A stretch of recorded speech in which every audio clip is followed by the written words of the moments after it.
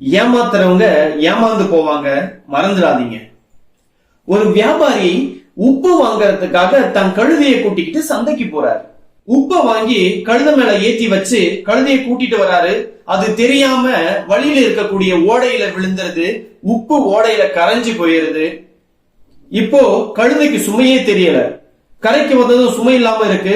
ஐயோ உப்பு கரைஞ்சு போச்சு அப்படின்னு சொல்லி இந்த உப்பு வியாபாரி திரும்பவும் சந்தைக்கு போய் 2 மூட்டையை தூக்கி கழுத மேல வச்சு கொண்டு வராரு.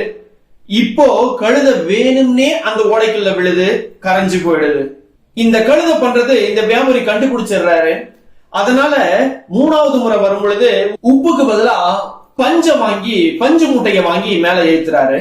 இந்த முறையும் கழுத வருது, ஓடையில விழுது, பஞ்சு ஈரமாகுது, கனம் அதிகமாகுது. தன் தந்திரம், தன்னுடைய ஏமாற்று வேலை தன்னையே பாதிக்குதே அப்படின்னு நினைச்ச கழுத அது மேல தன்னுடைய இரட்டிப்பு பாரத்தை தாங்க வேண்டியதா போச்சு.